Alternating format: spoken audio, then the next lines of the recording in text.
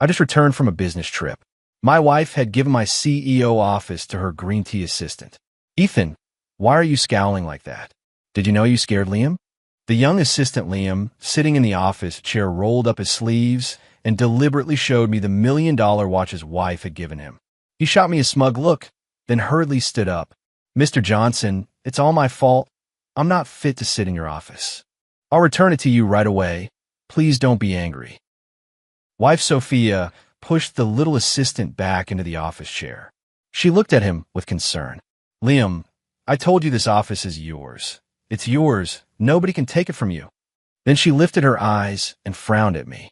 Ethan, Liam is so kind he wouldn't even stomp on an ant, and yet you keep targeting him over and over.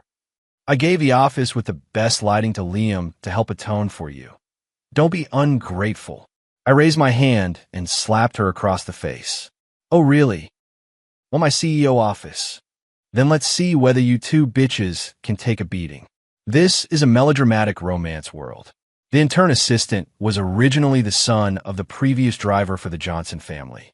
After graduating from university, he interned at the company, and with his tea-making skills, he charmed the original owner's foster sister and wife into a spin. He would suddenly fall down when passing by me. He would deliberately splash coffee on his own face, slap himself, grab his head and bang it against the wall, then accuse the original owner of bullying him. At first, Sophia and foster sister Olivia still spoke up for the original owner, but the intern repeatedly played the victim and smeared him. Sophia and Olivia began to side with the manipulative assistant. They all accused the original owner of abusing power and having rotten morals.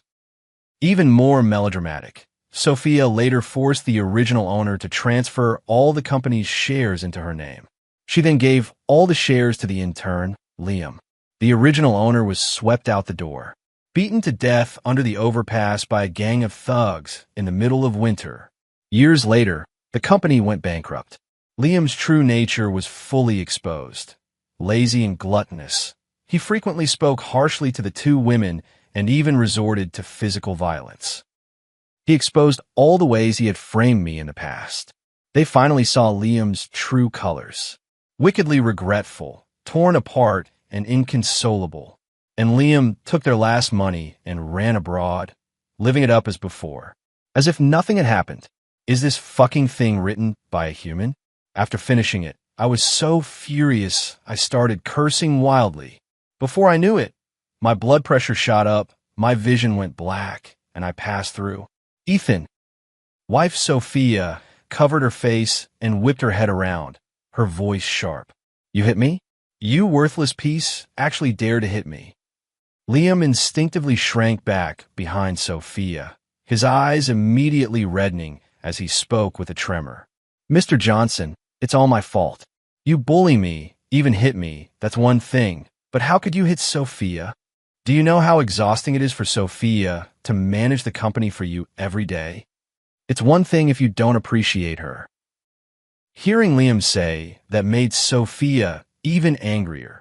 She trembled as she pointed a finger at me. Enough. Ethan, if you were even a 10,000th as sensible as Liam, I wouldn't have given him your office. You now dare to oppose Tian and actually hit me? You must kneel and kowtow to admit your mistake. Otherwise, I will not forgive you. Listen, this is exactly the outrageous line from those damn romance novels. I, the mighty president of the Johnson Group, am being told I oppose Tian. You want me to kneel? I almost laughed myself angry. I flipped my hand and slapped her again, hitting her hard across the face. Sophia staggered from my blow and, with a thud, crashed into the nearby desk. You, Ethan, you hit me again? She covered her face, her eyes fixed on me. There was not only anger in them, but also disbelief and a hint of panic. Sophia, you were the poor student sponsored by my Johnson family. I was blind to marry you, and that's how you became this vice president. Everything you have was given to you by my Ethan. You bought $1 million watch for an intern, and you want to give my CEO office to an intern? You want me to kneel and apologize? What about my face? When I came in just now, the office door wasn't closed. All the company employees were looking this way. I slapped Sophia twice in a row. Everyone instinctively covered their mouths, eyes wide, faces full of astonishment. Most people at the company knew that when Ms. Taylor scolded me, the CEO, it used to be no different from scolding a son. Not like today, being so assertive. I publicly tore the veil off Sophia, and she immediately flushed with anger. That's enough. Ethan, I did all this for whom? If not because you were targeting Liam? I'm atoning for you. You not only don't thank me, you hit me. Holy crap. Hearing this outrageous statement, my blood immediately rushed to my head. Her eyes were filled with murderous intent as she kicked her, sending her flying. I'm thankful to your whole family. With a bang, the huge porcelain in the office was knocked over by her, shards scattering everywhere. I stared at Sophia, who was struggling to rise amid a pile of shattered pieces. You eat my food, drink my drinks, spend my money, and buy him a watch. You give my office up to an intern, and you even want me to thank you? I looked down at her from above. Sophia, who gave you all the assets that let you boss people around and look so glamorous? Have you forgotten how down and out you looked when you first came into my Johnson family's old estate? If it weren't for the Johnson family sponsoring you, you wouldn't even have been able to go to college. Shut up. Sophia let out a sharp cry like a cat whose tail had been stepped on. Don't bring it up. You are not allowed to bring it up. Ethan, what do you have besides a good background? Liam hurried over to support her, tears splashing down. Mr. Johnson, if you want someone to blame me. It's all my fault. I was the one who set my sights on your office. Damn, that slimy playboy makes me sick just looking at him. I stepped forward, grabbed his collar, and slapped his face a dozen times. This is what you get for asking for it. Just then, a sudden shout came from outside the office, and I felt a gust of wind hit the back of my head. I instinctively turned my head. With a thud, my foster sister Olivia came flying and holding an ashtray. It smashed solidly into Liam's head, blood gushing out. Liam let out a pig-like scream and rolled on the ground. Blood gushed from between his fingers. Time froze for a second. Liam. Sophia let out an utterly piercing, tragic scream, crawling and tumbling over, and threw herself into Liam's arms. Olivia, who was standing behind me in a white professional suit, was completely stunned. She looked at everything before her in disbelief. She probably didn't expect me to suddenly dodge. She never expected the ashtray to smash down onto her beloved brother Liam's head. The employees gathered outside were all pale with fear, panic in their eyes. Once Olivia realized what had happened, she stared at me intently. Ethan, it's all your fault. Why did you dodge? If you hadn't been bullying Liam all this time, how could I have lost control? Are you satisfied now? I rose unhurriedly and sneered. Satisfied, utterly satisfied. I'll give it to you. Your aim really is something. 666. I almost thought you, Olivia, were on my side, so kind as to clear out the doorway for me. You. Olivia was so angry her face turned ashen, her chest heaving violently. She couldn't argue with me either. Together with Sophia, she hurriedly rushed Liam to the hospital. After they left, I immediately called the finance department's internal line. Mr. Brown, audit all expenses by Sophia and Olivia at the company. If you find any embezzlement, immediately compile all the documents and give them to me. Those two bitches were both using my supplementary cards, so I called the bank again and had all the supplementary cards frozen.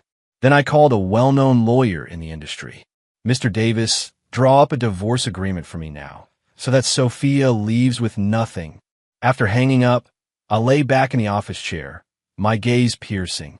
Those two treacherous bitches who bite the hand that feeds them don't even think about taking a single thing that belongs to my Johnson family. This game is only just beginning. The best private hospital in Harbor City, in a VIP ward. Liam was lying in the hospital bed.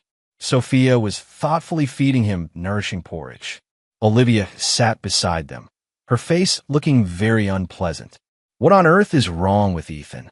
How does he seem like a completely different person all of a sudden?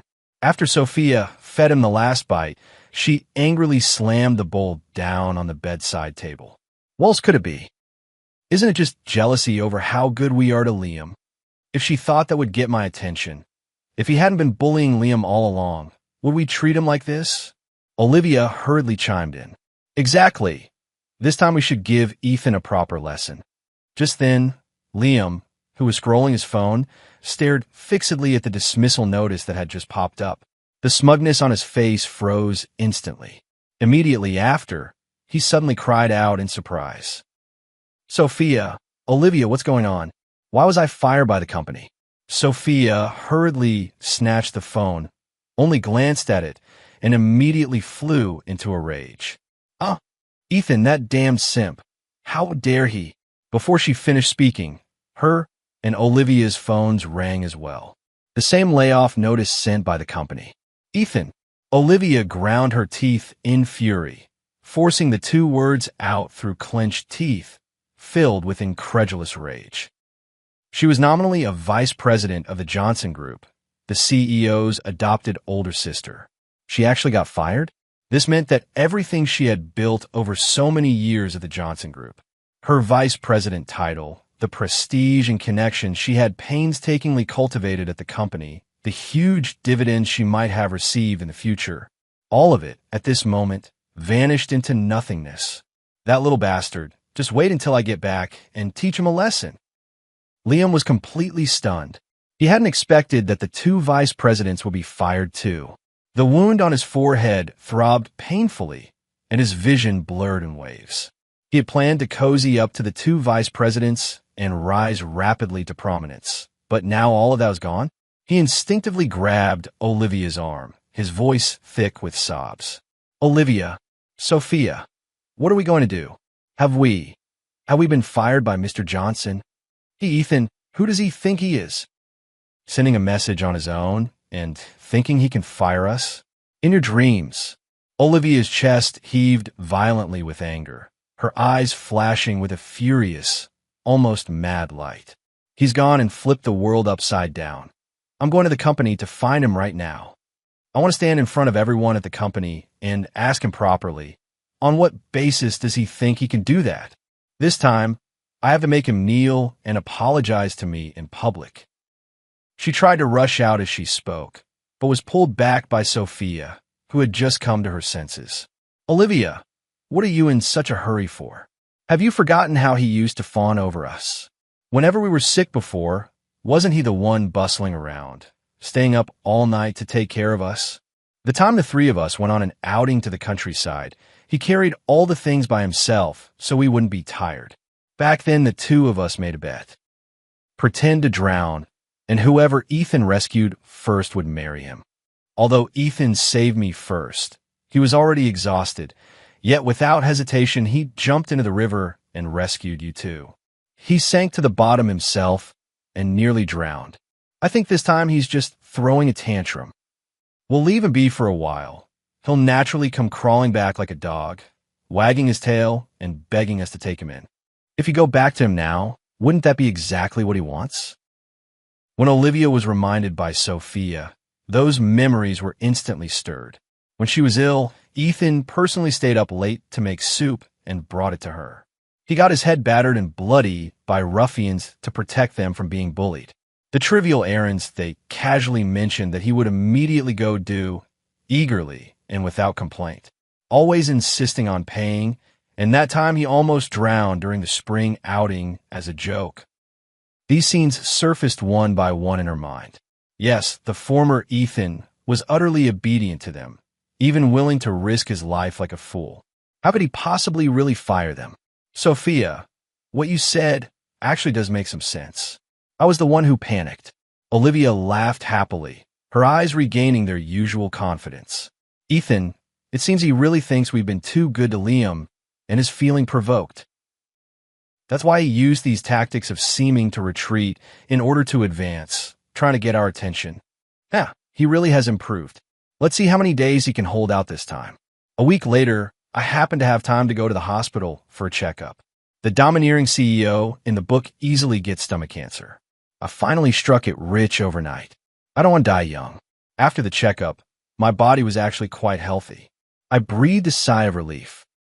Just as I reached the hospital lobby, I bumped into Sophia and Olivia, who were handling Liam's discharge paperwork. A hospital staff member respectfully handed over the bill. "Ms. Taylor, hello. As you instructed, we used only the best medicines for Mr. Evans. The medical expenses total $2.3 million. The expensive medical bill gave Liam quite a shock. He couldn't help clicking his tongue in private. That kind of medicine for the head is said to cost $10,000 per injection. He had received more than a dozen injections. Sophia, expressionless, leisurely pulled a card out of her bag. Swiped the card. The staff took the card and tried 3 or 4 times, each time showing payment failed. He had no choice but to hand the bank card back. "Ms. Taylor, hello. Your card can't be processed. Maybe you'd better try another card." Sophia and Olivia tried several more cards, and each one showed that the payment couldn't be processed. The two of them immediately looked very upset. "Olivia, what's going on? Why can't our cards be charged anymore?" Olivia clenched her silver teeth. "Me too. It must be Ethan's doing." I stood to the side and watched the fun. These two normally only know how to eat, drink, and play, and they both use my supplementary card. They only started working at the company as deputy managers this year.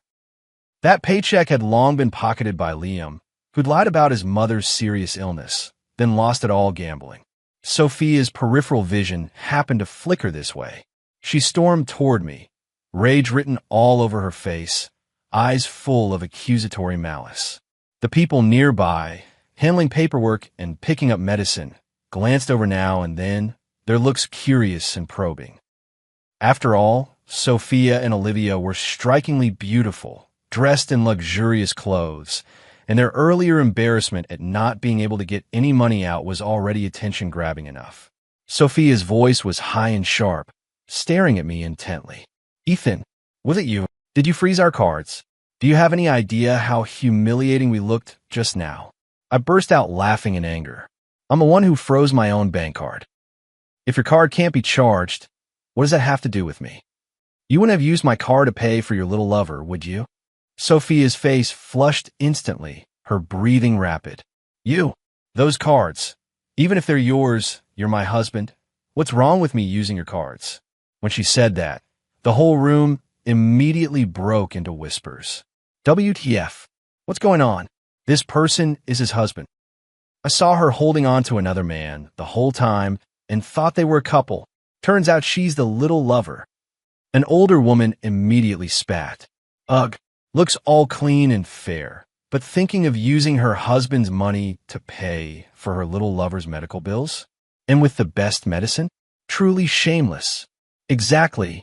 Young people these days are becoming more and more outrageous. Morals are really declining. Sophia's face burned bright red with shame as she let out an angry roar.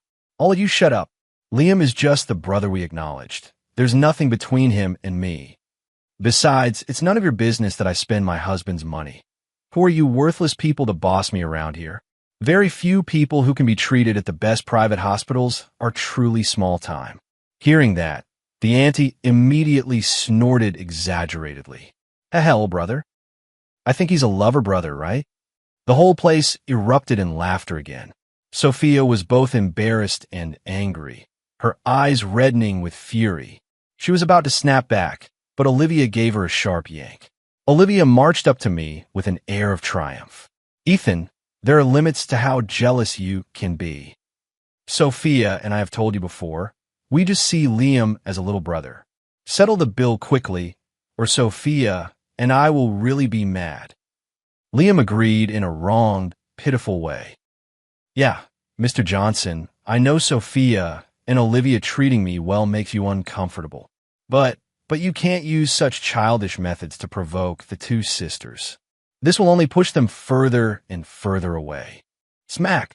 I slapped him hard across the face. "What the hell do you think you are, daring to boss me around?"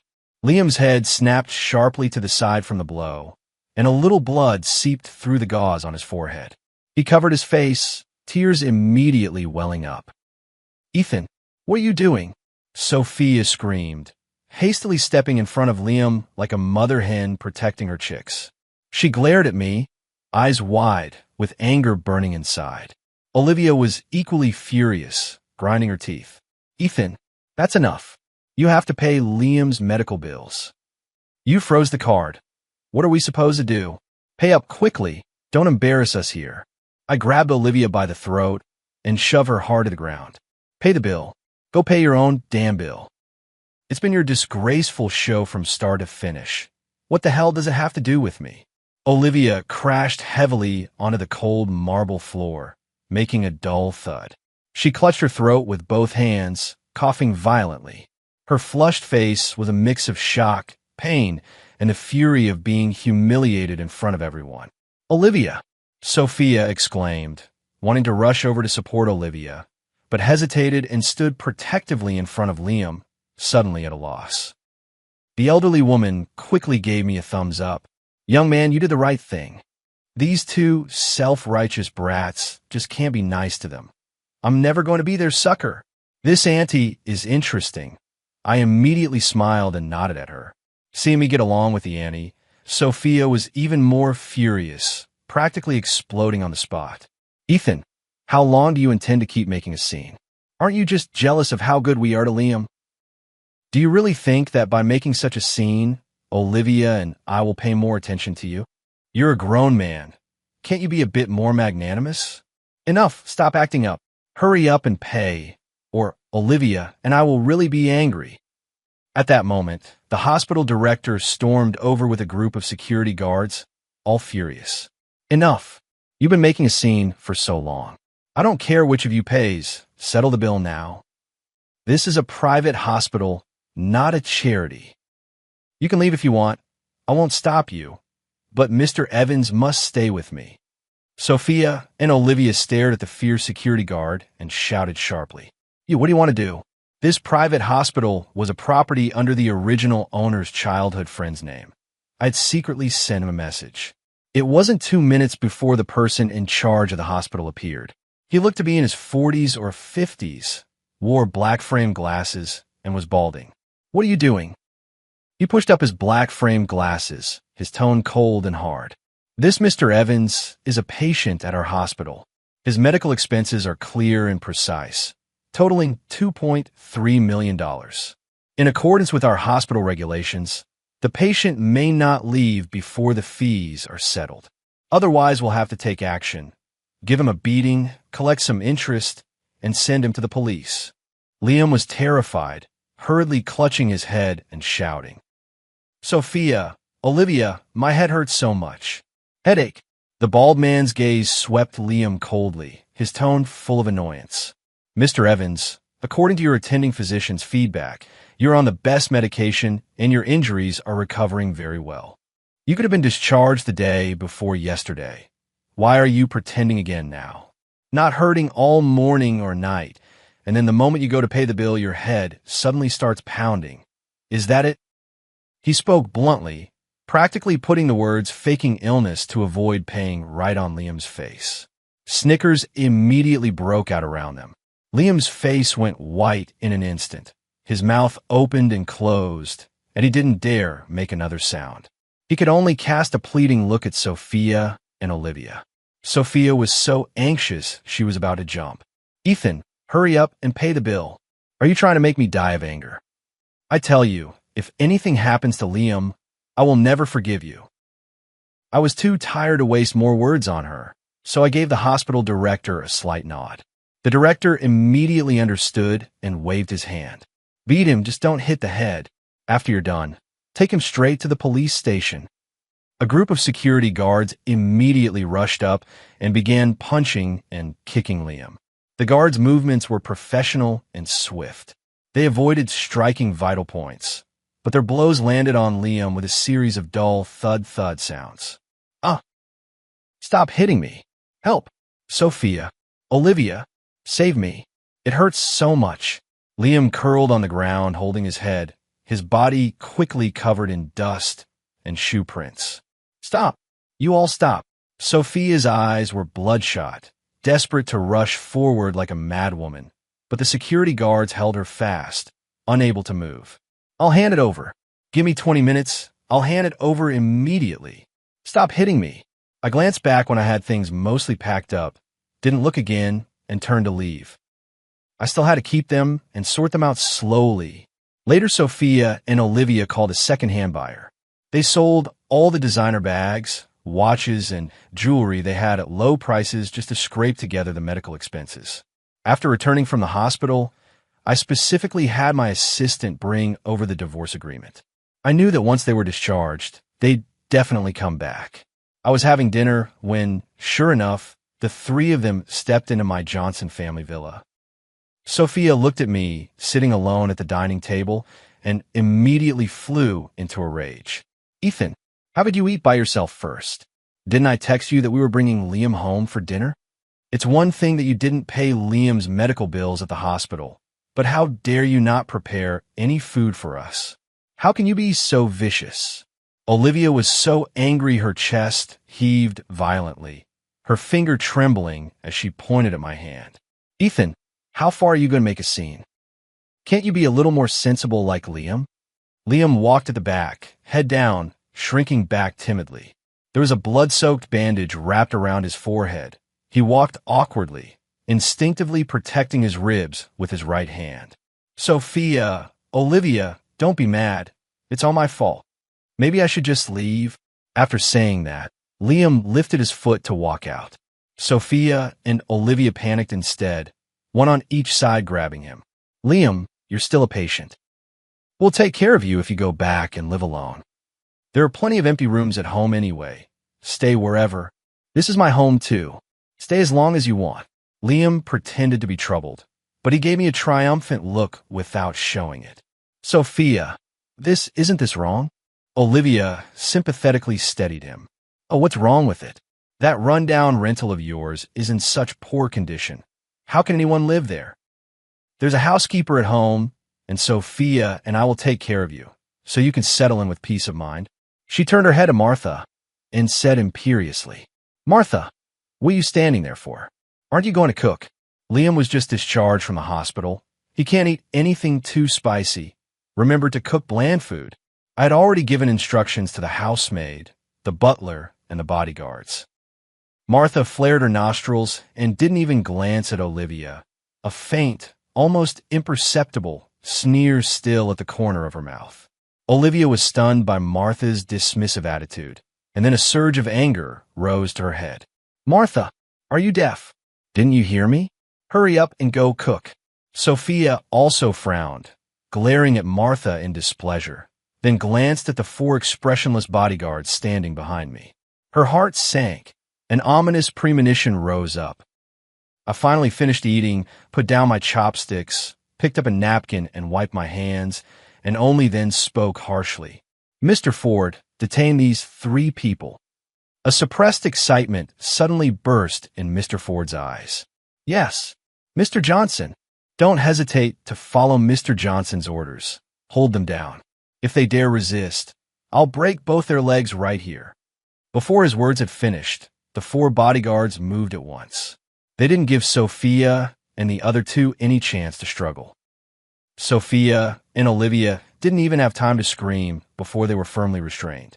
Another bodyguard kicked directly at the back of Liam's knee. Liam cried out, then went down on his knees with a thud. His knee slammed hard into the floor, pain making him grit his teeth, his arm being held down tightly. "Ethan, you bastard. I'm your sister. How can you do this to me?"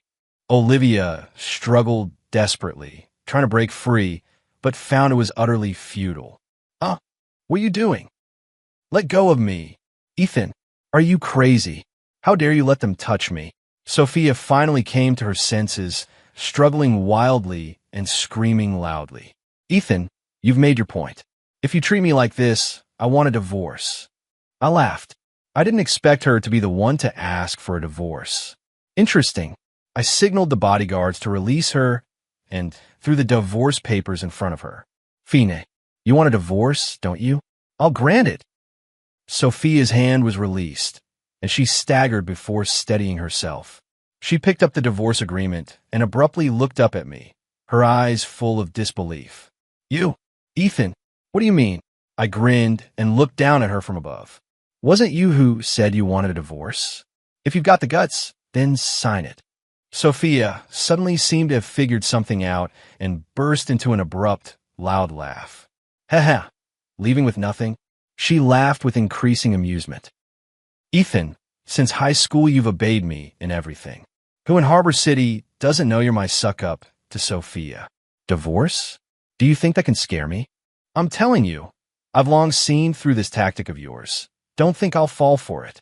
Kneel down and apologize to us right now, and I might consider not signing.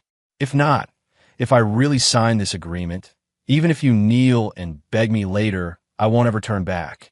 Olivia hurriedly chimed in from his side. Exactly. Even if you kneel and beg us by then, it'll be too late. I was dumbfounded by what they said. So it really is a romance novel. I actually had evidence that she embezzled public funds to buy Liam a $1 million luxury watch for his birthday. I was ready to force them to comply. Was I making an unnecessary move? There's no rush to send them in now. Otherwise, it would be far too easy. I looked at her mockingly. Then sign it. What are you babbling so much for? Sophia's face went ashen with anger. All right, we'll see how long you can keep being stubborn. Sophia picked up the pen and signed her name neatly and decisively. I held the signed divorce agreement and almost laughed out like a pig. I pointed the watch on Liam's wrist and said sternly to the butler, "Take that watch off him and throw these 3 people out for me. From now on, they are not allowed to come within half a step of the Johnson household." Mr. Ford hurriedly bowed. "Yes, Mr. Johnson. Throw those 3 eyesores out at once. Take off the watches and keep your hands and feet clean." "Yes," the bodyguards answered in unison, moving even more roughly than before. The bodyguard who had just kicked Liam down grabbed his wrist. Amid Liam's terrified repeated "no-s," he mercilessly yanked the watch off his wrist. The movement was quite violent. The watch strap tore Liam's skin, leaving several deep bloody gashes. "Ah, my watch. Sophia gave that to me." Liam, so aching it seemed he forgot how to feel pain, reached out to grab it. The bodyguard casually tossed the watch to Mr. Ford, then, as if carrying a chick, seized Liam by the collar and dragged him out. "No, you can't do this. Ethan, what right do you have to take the watch I gave Liam? I bought that." Sophia, seeing Liam's watch taken, twisted like a madwoman, but it was useless. "Let go of me. Ethan, how dare you? My bag, my designer clothes, my jewelry, they're still upstairs. You can't just kick me out like this." Sophia finally began to panic a little. Her voice even changed tone. "You have to know those jewelry, clothes, and bags together are worth over $10 million. Ethan, are you crazy?" Elder sister Olivia screamed in alarm. "How can you drive us away? This is my home too. I've lived here for more than 10 years. I sneered coldly. "Your family? Your things? Which of them wasn't bought with my money? Just 2 parasites clinging to my Johnson family? You really think you're the owners of the Johnsons?" I waved my hand at the butler. "Throw them out. If they ever dare to show up near the Johnson house again, beat them every time you see them. What scum?" Without further words, the bodyguards, as if throwing out garbage, dragged the 3 of them straight out the door. Sophia twisted her high heel and almost fell. Olivia barely caught her. Liam was even thrown straight to the ground, ending up with a mouthful of dust. The lavish carved gate slammed shut behind them with a heavy bang. The 3 of them weren't willing to give up. They cursed loudly outside and pounded on the door until it shook. In the end, Mr. Ford sent people out to beat the 3 of them up, and only then did they behave. The 3 of them helped each other and shakily left. Sophia and Olivia had no choice but to go to the rental apartment Liam was renting, which was about to expire. The 3 of them were bruised and battered, lying on the sofa. Liam held his head and groaned. "Sophia, Olivia, what if Mr. Johnson really stops caring about you?" Olivia covered her swollen cheek, a trace of worry rising in her eyes. "Yeah, Sophia, I feel like Ethan has really become a different person. He would never have treated us like this before." Sophia looked disdainful and said with certainty, "What are you all panicking about? At a time like this, you have to see who can stay calmer. Olivia, Isn't Ethan doing all this just to force us to bow our heads? If we actually give in to him this time, won't he have free reign over us from then on? Don't worry, we'll just wait here quietly. In less than a week, he'll definitely be on his knees begging us to come back. Hearing Sophia's words, the two of them finally felt a bit more at ease. For the next while, Sophia and Olivia slept in the bedroom, and Liam slept on the living room sofa. Liam bought groceries and household supplies, cooked, and cleaned, serving the two divas like a babysitter for more than half a month. When the lease expired, the three of them were embarrassingly kicked out by the landlord. At that moment, the debt collectors from the casino came back. Without saying a word, they beat Liam again. The leader, a bald man, didn't forget to spit on him as they were leaving. I'll give you one more week. If you don't repay the $1 million you owe us, then we'll take these two women as payment. Sophia and Olivia were terrified out of their wits by that group of savage-looking people. After they left, the two of them cautiously helped Liam to his feet. Liam, you really owe them $1 million US? Sophia's voice was trembling.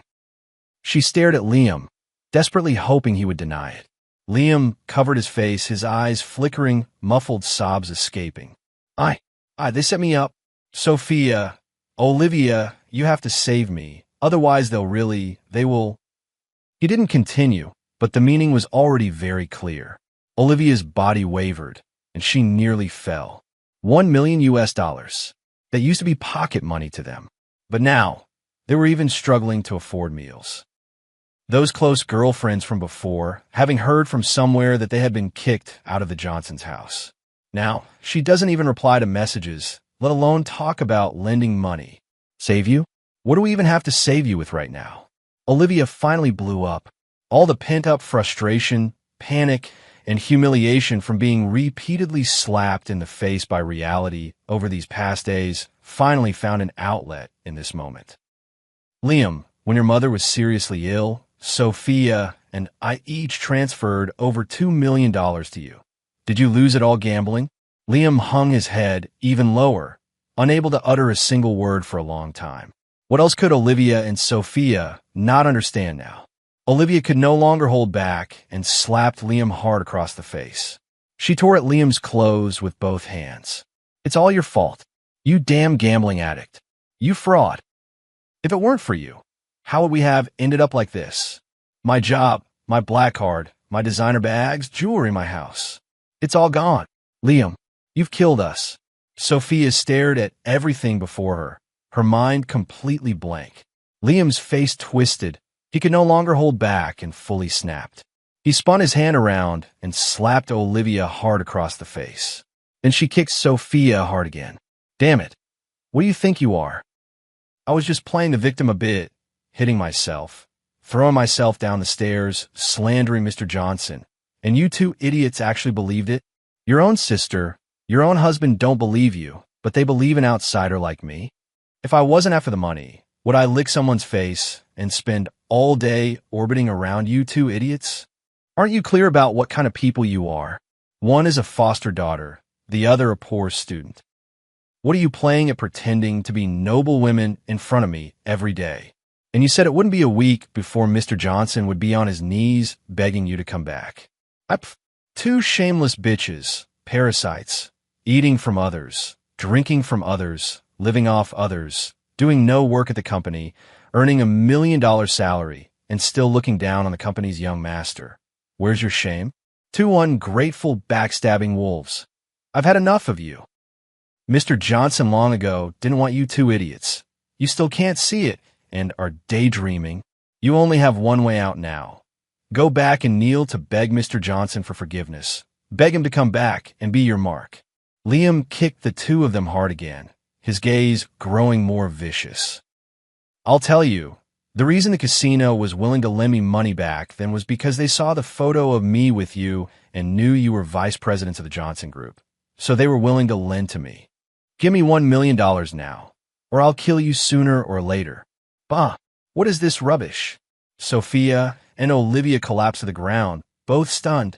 Liam had completely torn off his mask. His true face made them realize how foolish and ridiculous they had been. They had fancied themselves superior, daughters of privilege, and yet they had been toyed with by a con man, a scoundrel, spun around and left with nothing. At that moment, they both felt a wave of deep regret. The two of them screamed and rushed forward, grappling with Liam. The three of them fought in a fierce, evenly matched scuffle. Finally, they were pulled apart by passers-by, and only then did they stop. They looked at each other with boundless hatred in their eyes. Liam spat out a mouthful of blood. "Bitch, if you can't come up with $1 million within a week, don't even think about getting rid of me." Sophia and Olivia were furious. "You lying cheat. You'd better pray Ethan can forgive us, or even as ghosts we won't let you go." "Exactly. If one of us dies, we all die together." After the three went their separate ways, Sophia and Olivia rushed back to the Johnson house immediately. But without a word, the butler had them beaten and thrown out. Mr. Ford pointed at the two of them and cursed angrily. "You ungrateful wretches. If you dare trespass into someone's home again, I'll break your legs." The two had no choice but to go to the company to find me. Unfortunately, the security guard kicked them out again. They waited until after work and only then crouched there until I came out surrounded by bodyguards. I looked at the two idiots with bruised faces, disheveled hair, and lips turned purple from the cold, and I couldn't help but laugh. Where was any trace left of their former glamorous appearance? When they saw me come out, both of their eyes lit up at the same time. They stumbled as they tried to lunge at me, but the bodyguards mercilessly reached out and stopped them, keeping them 2 meters away from me. Sophia stood on tiptoe anxiously, her voice trembling with sobs. Ethan, it's me. I'm Sophia. Look at me." Olivia echoed anxiously. "Ethan, it's me, it's my fault. I was possessed. I was deceived by that bastard Liam. Will you forgive us? We really know we were wrong." I deliberately narrowed my eyes, studied them for a moment, then suddenly realized and said, "Aren't these Miss Taylor and Ms. Johnson? Who did this to you? I remember, weren't you together with your kind, innocent younger brother Liam? How did you have time to come over to me?" Sophia's face instantly flushed bright red. She heard the mockery and scorn in my words and forcibly suppressed the anger in her heart. "Ethan, we were really wrong. We were all deceived by that bastard Liam. He's nothing but a filthy gambler, a liar." Olivia hurriedly nodded, her eyes instantly reddening. "Yes, Ethan, we were blind, deceived by his sweet talk. Ethan, please, we really know we were wrong. For the sake of what we had before, give us one more chance, okay? We swear we'll treat you well from now on. Only be good to you." Sophia hurriedly nodded, tears dripping down. I snorted coldly. Past favors. Past favors mean when Liam slandered me, you didn't hesitate to stand on his side? Like embezzling public funds to buy your little lover a $1 million luxury watch. You even gave my office to his intern. Let an intern walk through the door. Do they want to move into my Johnson family? You want me to kneel and apologize to you again? Or is it Miss Olivia who wants to smash my head with an ashtray? Sophia, Olivia, stop deceiving yourselves. Tell me, what feelings are there left between us? I paused, my expression growing darker and my voice cold as ice. You're not admitting your mistakes because you realize them, but because you're cornered.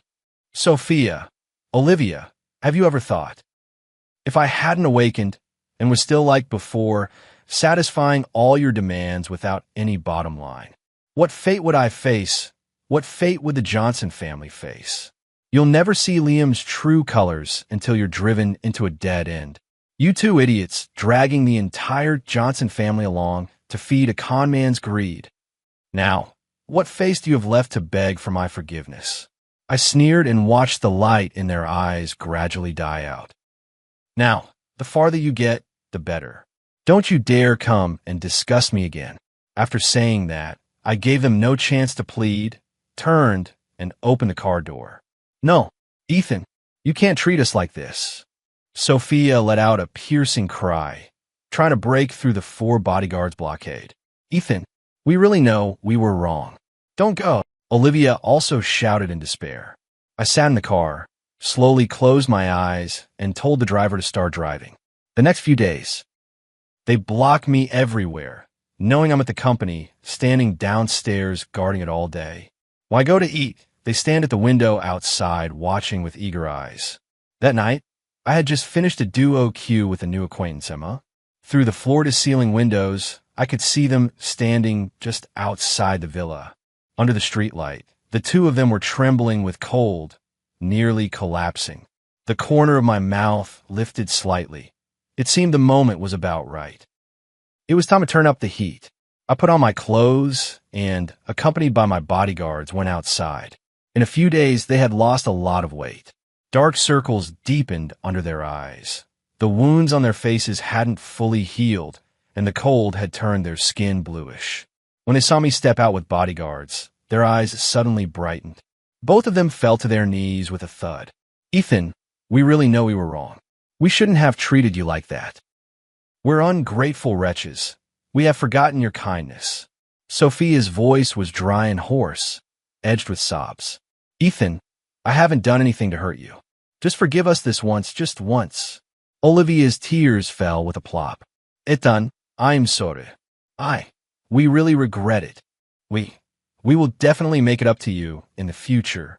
I looked at them without expression, then smiled oddly. I threw a document down in front of them. "Sophia, Olivia, take a good look. The last time I was on a business trip, you gave $1 million designer watch and booked out the most luxurious hotel to celebrate Liam's birthday, embezzling a total of $5.8 million of company funds. There are your signatures all over this, irrefutable evidence, rock-solid proof. I can sue you at any time." I crouched down and gently tapped their faces. "I'll give you 1 month to raise the money and pay back this $5.8 million. Otherwise, I'll call the police right away, and you'll spend the rest of your lives in prison. I've given you a chance. You'd better cherish it." Now the two of them were completely dumbfounded. They had originally wanted me to pull them out of the mire, but instead, I personally pushed them into an even more desperate abyss. These $5.8 million were destined to make it impossible for them to recover in this lifetime.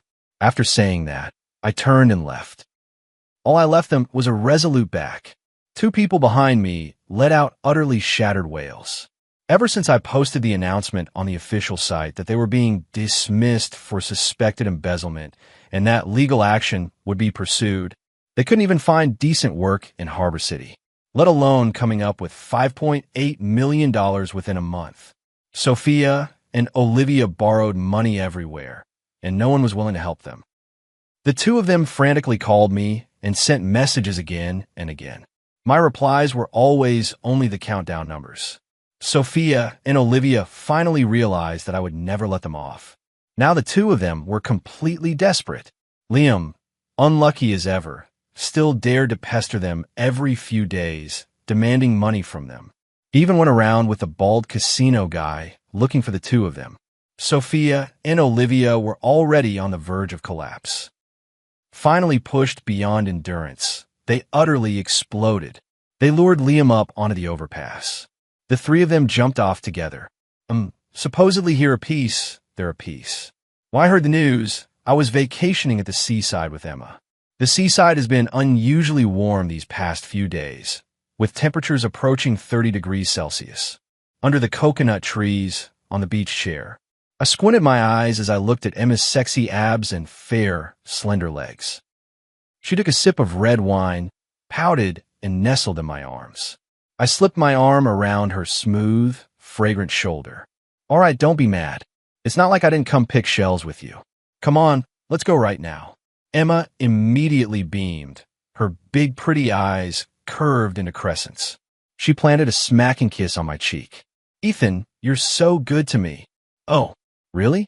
You said I was so bad just last night." Stop it. "George, I've got good news and bad news. Which do you want to hear first?" I put down my paintbrush and looked at my friend Frank. He stood at the studio door with a mysterious air, his face a mix of nervousness and excitement. "Let's start with the bad news. After all, I've gotten used to it these past 3 years. Your painting, Eternity, just sold for a sky-high price, over $6 million. I frowned. How is that bad news? Frank chuckled. Because it's actually part of the good news. The bad news is, buddy, you might need to see a psychiatrist. What do you mean? A woman who looks exactly like Mary showed up at your art exhibition. I almost thought I was seeing a ghost. The paintbrush slipped from my hand and fell to the floor, splattering paint across the unfinished canvas. Mary, my late wife, died 3 years ago after accidentally falling off a cliff. I watched with my own eyes as her body was pulled from the water. In that moment, my world completely collapsed. Stop joking around, Frank. Why would I lie to you? She even left this. Frank handed me a note with an address and a time written on it. My hand trembled slightly. The handwriting was exactly the same as Mary's. That night, I waited until midnight at the designated cafe. Just as I was about to leave, a familiar figure appeared at the door. Mary? No, it couldn't be her. But every gesture of that woman, from the tips of her hair to her fingertips, was a shadow of Mary. George, it's been a long time. She sat across from me, and the familiar voice nearly made my heart stop. Who are you? I struggled to remain calm. I'm Mary, your wife. She smiled and reached out her hand. There was a scar on her palm, the mark Mary got when she accidentally cut herself on glass at 15. Impossible. Mary is already dead. She laughed softly. That was just an accident. I fell off the cliff and was saved by a reclusive old doctor. I lost my memory from the injuries and only recently remembered everything. As she spoke, tears began to fall, an expression I knew all too well, the look Mary wore whenever she felt wronged. I know it's hard to believe, but I really am Mary. I couldn't believe my eyes. The shade of lipstick Mary loved most, the faint little mole beneath her left ear, the unconscious habit of rubbing her ring while speaking. Everything was so familiar. You? Are you really Mary? She nodded and took a small box out of her bag. This is the proof. Inside the box was the first piece of jewelry Mary ever designed. A sapphire ring, the only one of its kind, never mass-produced. I brought it with me that day because I wanted to surprise you. I suddenly stood up and pulled her into my arms. 3 years of longing surged over me like a tide. I held her tightly, afraid that if I let go, she would disappear again. On the way home, she told me about her experiences over the past 3 years. She was rescued by an old doctor in the mountains, lost her memory due to a severe head injury, and lived in a remote mountain village for more than 2 years. It wasn't until she happened to see a poster for my art exhibition that her memory gradually returned. The next day, I took her to see Frank. Oh my God, it really is you, Mary. Frank stared in astonishment, eyes wide. Frank, it's been a long time. She greeted him with a smile, exactly as I remembered. Frank pulled me aside and whispered, Man, this is unbelievable, but I really believe it's her. Who else but Mary could call me by my childhood nickname so accurately? That was something only the two of you knew. A week later, Mary officially returned. We held a small welcome party for her. Her mother was so overwhelmed that she fainted, and when she woke up, she clung to her daughter and refused to let go. But that night, I noticed the first sign that something was off. Mary never ate mangoes because she was severely allergic. Yet the returned Mary absent-mindedly tasted a mango dessert and was perfectly fine. Aren't you allergic to mangoes? I asked. She paused for a moment, then quickly laughed and said, Oh, that old Chinese doctor cured my allergy. He's really amazing. I nodded, but in my heart, I marked the first question mark. Is this really my wife? A month passed quickly, and Mary blended perfectly into our lives. She knew the location of every item in the house, remembered our shared memories, and could even accurately name friends we hadn't contacted in years. But those subtle feelings of discord kept growing. For example, the real Mary liked to listen to classical music, especially Debussy, while designing jewelry. But she would always unconsciously hum along to pop songs. Mary always habitually used her left hand to hold chopsticks, even though she knew it was wrong. She just couldn't change. But she was a standard right-handed user. The most obvious difference appeared that night when I accidentally caught her smoking in the bedroom. The real Mary hated the smell of smoke. Even when I came home from social events with a faint scent of cigarettes, she would frown. When did you start smoking? I stood at the doorway, my voice soft. She was clearly startled, hastily snuffing out the cigarette. This is a herbal cigarette for treating insomnia, prescribed by an old Chinese doctor. I nodded, not pressing further, but the doubts in my heart only grew deeper. The next day, I went to find Frank. Help me check if, in the past 3 years, plastic surgery technology has advanced enough to achieve this level. Frank's eyes widened. You mean, she's not Mary? I'm not sure, but there are always some things that don't add up. 2 days later, Frank brought news. High-end plastic surgery can make faces look similar, but it can't replicate the exact placement of scars or moles. And there's a limit to how well someone can imitate a voice. What if it was a twin? Frank shook his head. Mary is an only child. We all know that. I decided not to show my feelings for now and to keep observing. A week later, Mary's mother came to my house with astonishing news. George, Mary is going to have a baby, my mother-in-law told me excitedly. I stood there stunned. Before we got married, Mary had been diagnosed with uterine hypoplasia. The doctor had made it clear she could never get pregnant. This was our shared secret. Not even my mother-in-law knew. How do you know that? I managed to ask. Mary told me this morning. She said she already had a checkup. It's been 2 months. My mother-in-law happily grabbed my hand. It's a blessing from above. Mary survived death, and now she can bring us new life. My heart sank to the bottom. This absolutely could not be Mary. That night, I dug out the hospital's diagnosis certificate in my study, which clearly stated the condition of Mary's uterus. But when I wanted to talk to Mary about it, I found her in the bedroom, excitedly discussing the decoration of the nursery with my mother-in-law. Mary, could you come here for a moment? I called her calmly. She followed me into the study, still wearing a blissful smile on her face. Did you forget about this? I handed her the diagnosis certificate. She took it and glanced at it, her face instantly turning pale. George, I can explain. Explain what? Explain that you're not Mary at all. Mother-in-law heard the commotion and walked in. What's going on with you two? Mom, take a look at this. I handed her the proof. My mother-in-law read it, then looked at Mary in astonishment. What's going on? Mary, you can't have children. Of course she can, I sneered, because she's not Mary at all. My mother-in-law's face changed dramatically. What nonsense are you talking about? I can explain. She hurriedly grabbed my mother-in-law's hand. That old Chinese doctor not only saved my life, but also cured my uterine problem. It's a miracle, truly. My mother-in-law looked at me, then at her, hesitating. George, you're being too paranoid. My mother-in-law finally took her daughter's side. Mary has come back with great difficulty. You should cherish her, not doubt her. Yes, George, I know this is hard to accept, but miracles do happen. Tears welled up in her eyes. Haven't we always wanted a child? Now we can finally have our own baby. I looked at her face, identical to Mary's. Yet I became more certain in my heart. This woman was not my wife. All right, I believe you. I smiled, deciding to go along with their story for now. Let's wait together for this miracle to happen. That night, I secretly contacted a private detective. My mother-in-law gladly accepted her daughter's explanation, even suggesting she move in with us to take care of Mary during her pregnancy. Outwardly, I agreed, but inside I grew even more wary. This was no coincidence. There had to be some kind of plot. Mom, haven't you always lived in Haicheng? Won't it be hard to get used to living here? I probed cautiously. For my grandson, I'm willing to endure any inconvenience, my mother-in-law said firmly. I noticed a fleeting unnatural expression on Mary's face. Could the truth be connected to my mother-in-law? On the 3rd day after my mother-in-law moved in, I discovered more suspicious details. For example, the real Mary never drank coffee, but she and my mother-in-law often enjoyed it together. Also, Mary's favorite movie was Roman Holiday, but she claimed to prefer Titanic. The strangest thing is, Mary used to despise her cousin Tom when she was alive, but now he visits frequently and chats and laughs with Mary as if they're old friends. I told Frank about these discoveries.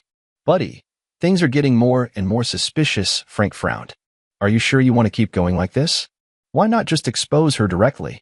It's not the right time yet. I want to find out what they're really after. The private detective's investigation also made progress. The so-called old Chinese doctor who had saved Mary did not exist at all, and Mary's whereabouts over the past 3 years were completely untraceable. More importantly, the private detective uncovered a shocking fact during the investigation. Mary's cousin Tom was deeply in debt from gambling, and the painting Eternity under my name, worth over $6 million, was his only hope for quick cash. Thereafter your painting, the private detective asserted, and this fake Mary is likely a professional identity fraudster, hired to win your trust. I took a deep breath and decided to take the initiative. That afternoon, I pretended to go out, but secretly returned home and hid in the study. Sure enough, Mary and her cousin Tom were whispering to each other in the living room. "It's taking too long," Tom said irritably. "How much longer until he sells the painting?" "Don't worry," she soothed him. "I'm already pregnant, and now he completely believes I'm Mary. In a little while, I'll say I want to move to a better neighborhood for the sake of the baby, and then we'll naturally need to sell the painting to raise money." "You're really pregnant?" "That wasn't part of the plan. It was an accident, but it works to our advantage. George wants a child so badly." "Does Annie know the truth?" "She only knows we're trying to scam money, not the specific plan. But she hates George, thinks he caused her daughter's death, so she's more than happy to help." I clenched my fists. So my mother-in-law had always believed that Mary's accident was somehow my fault. In fact, we did argue over something trivial that day, and Mary stormed out in anger. I didn't try to stop her. But I never imagined it would be the last time I'd see her. "You don't actually have feelings for George, do you?" Tom suddenly asked. She was silent for a moment. "It's just part of the job. Besides, I owe you, and I won't go back on my word." "Good then. Don't forget how we're splitting the money once we get it." Their conversation confirmed my suspicions. This was all an elaborate scheme, with my eternity as the target. In the days that followed, I pretended everything was normal while secretly making preparations. I contacted the police, arranged for evidence-gathering equipment, and found the last piece Mary had left before she died, a silver necklace that had never been made public, engraved with an anniversary date only the two of us knew. 2 weeks later, my art exhibition was held as scheduled. As planned, Mary brought up the idea of moving, hinting that I could sell eternity. I pretended to agree and said I would auction the painting on the last day of the exhibition. "This is a surprise I prepared for you," I said on the eve of the exhibition, taking out a delicate box. "To celebrate the new life we're about to begin." She opened the box in surprise, and inside was the silver necklace. "It's beautiful, thank you." She smiled as she prepared to put it on. "Wait," I stopped her. "Aren't you going to look at the engraving on the back?" She turned the necklace over, and her face suddenly went pale. "What's wrong? Don't you like it?" I asked, feigning ignorance. "No, I really like it. It's just, I'm a bit moved." She forced a smile, but didn't know how to explain that she couldn't recognize the significance of that date. "See you tomorrow. Get some good rest, and don't forget to wear this necklace." I kissed her forehead and whispered in her ear, "After all, this is your final design." Her body visibly stiffened for a moment, but she kept smiling. "Of course, I cherish it very much. Tomorrow, the truth will come to light." On the day of the exhibition, the place was packed with people. My painting, Eternity, was displayed in the most prominent spot, right next to the last batch of jewelry designs Mary had created before her death. Mary held my arm, flawlessly playing the role of my wife as always.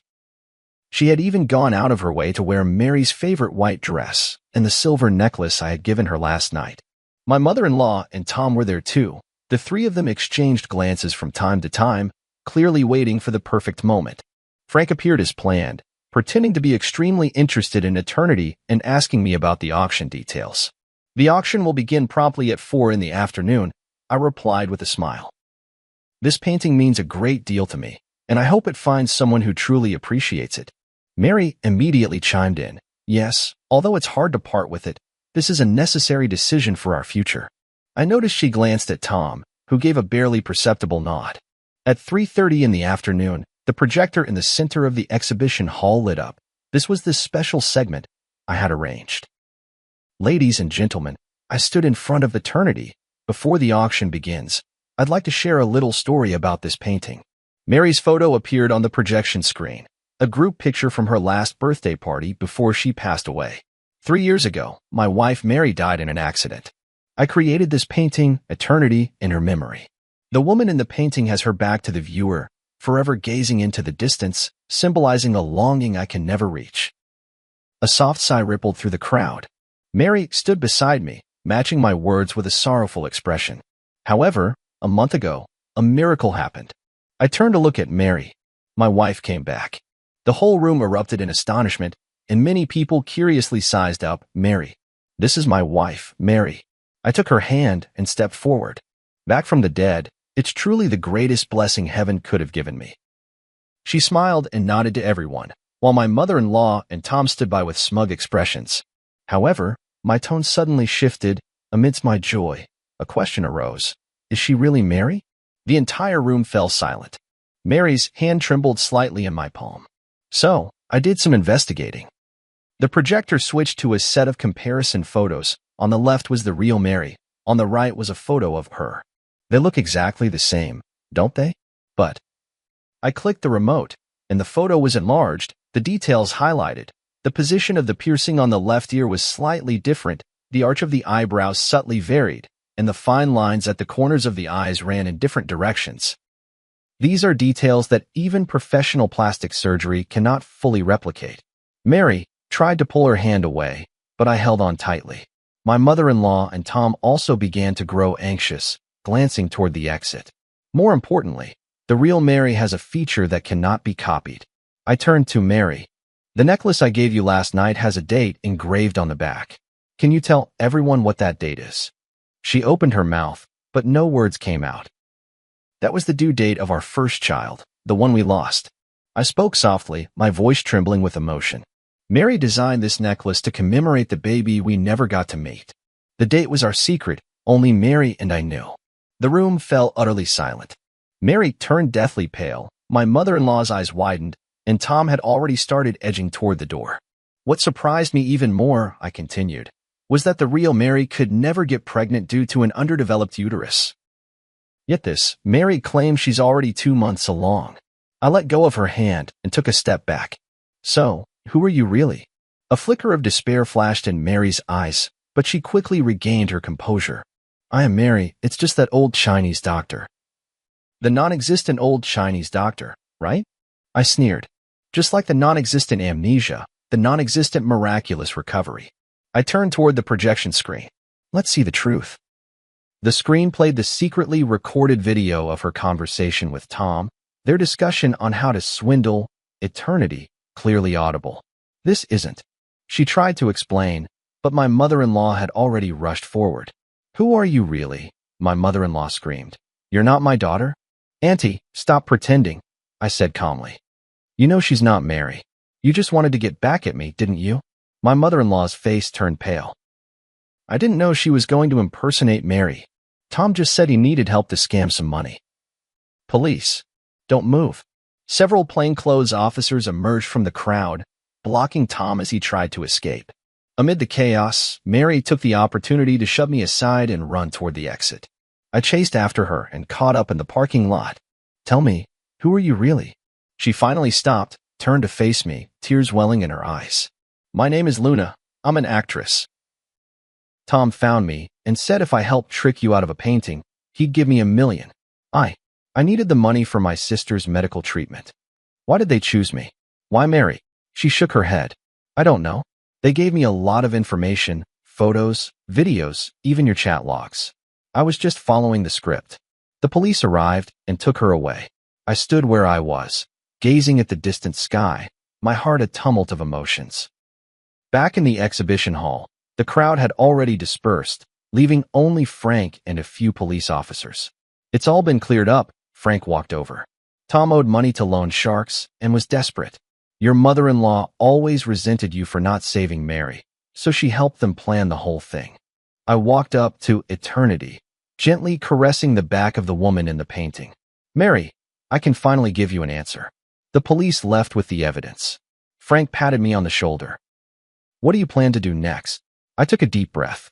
Prepare for the final painting. What will it be called? The Pursuit, I said softly. This time, I'll paint her face, not just her back. After the case was solved, my life seemed to return to where it was 3 years ago. Eternity was temporarily held by the court as crucial evidence. Tom and Luna were arrested for fraud, and my mother-in-law was investigated as an accomplice. The prosecution wants you to testify in court, the officer called to inform me. The trial is scheduled for early next month. I agreed, though I was utterly exhausted inside. After exposing the deception, I thought I would feel the thrill of revenge, but what I felt instead was a profound emptiness. Those days spent with Mary that month had allowed me to feel a trace of warmth in life again, even if that warmth was born of lies. Frank often came to see me, worried I might fall into despair once more. I told him not to worry, that I was working on a new piece, The Pursuit. Are you really going to paint Mary's face from the front? Frank asked curiously. For the past 3 years, you've always refused to do that. It's time, I replied. We can't live in the past forever. I moved out of the apartment I had shared with Mary and returned to the old house in the suburbs, the place where the real Mary and I had first made our home. The dust-laden memories in the house brought me both pain and comfort. Mary's studio remained just as she had left it, design sketches scattered across the table, unfinished jewelry drafts pinned to the drawing board. One afternoon, while sorting through Mary's belongings, I discovered an encrypted external hard drive. After several attempts, I finally unlocked it using our wedding anniversary as the password. Inside were backups of Mary's design works, along with some personal photos and videos. One folder in particular caught my attention. Inside a folder named Plan was a series of jewelry design sketches, labeled George's Birthday Special Project. It was then I remembered that, in the months before Mary passed away, she often spoke mysteriously about giving me an unparalleled birthday surprise.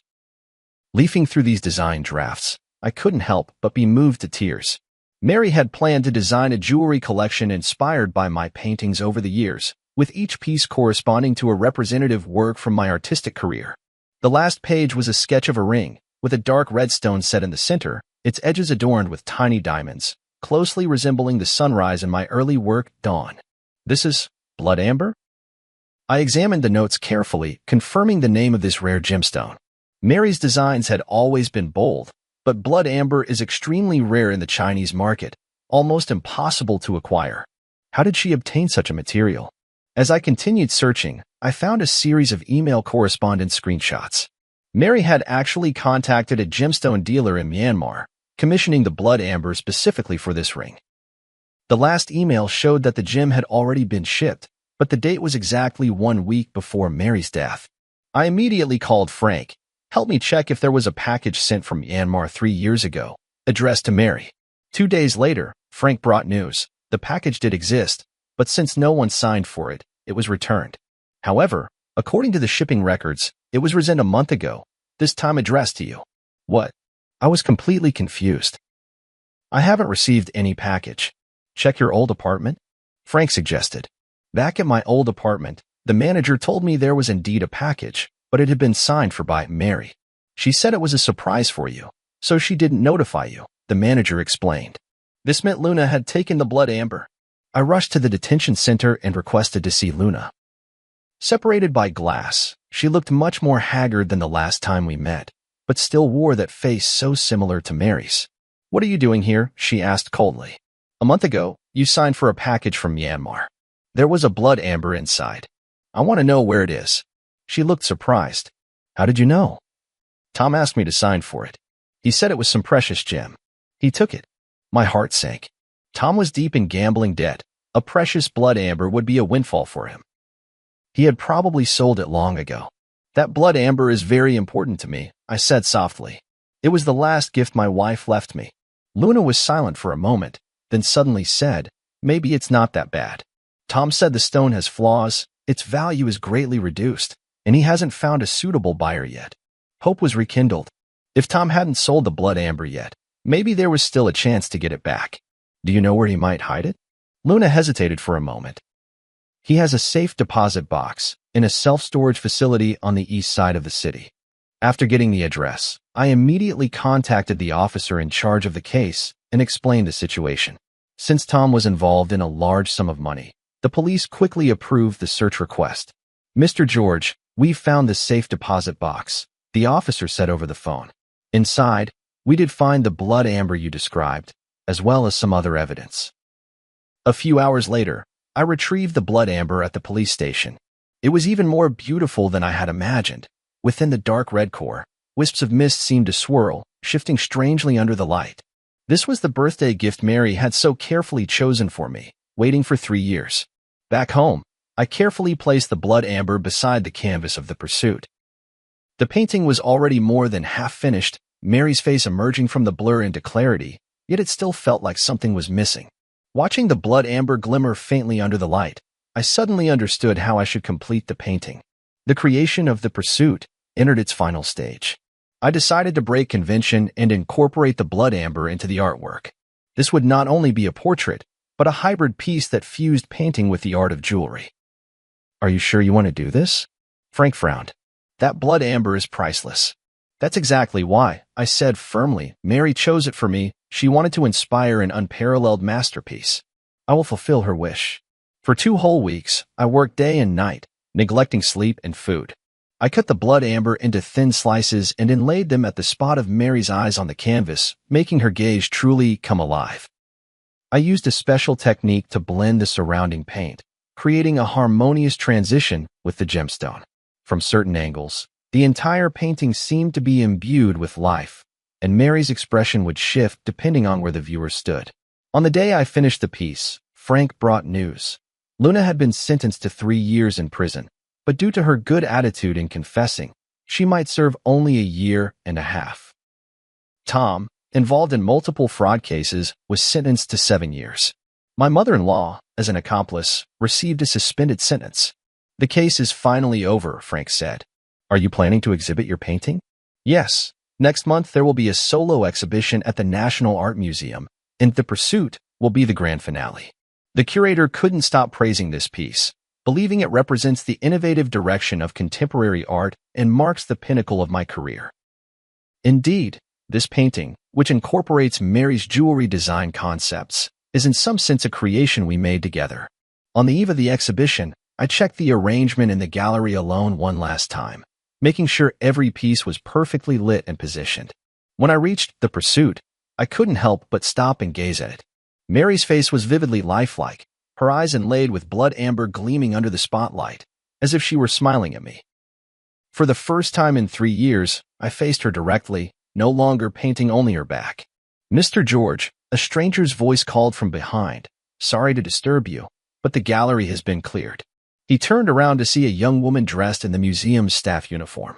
And you are? I'm the new curator, responsible for security in your exhibition area, she explained with a smile. I really like your work, especially this piece, The Pursuit. Thank you. I nodded. I'll be leaving soon. She didn't leave, but continued to gaze at the painting. That red gem is beautiful, almost as if it's alive. It's blood amber, I explained, a very rare gemstone. I know, she said softly, top-grade blood amber from Myanmar, containing plant fossils, extremely rare. I looked at her in surprise. You know a lot about jewelry? She smiled. I study jewelry design. I'm just working part-time here. For some reason, Mary suddenly came to mind. She, too, had an almost obsessive passion for and expertise in gemstones. If you don't mind me asking, who is the woman in this painting? She asked. My wife, I replied. She passed away 3 years ago.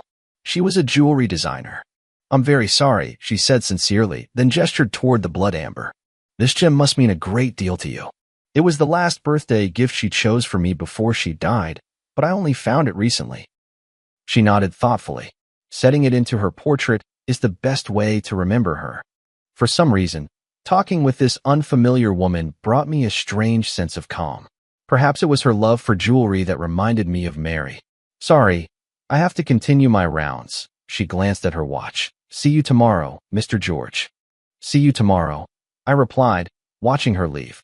On the way home, I felt an unusual peace.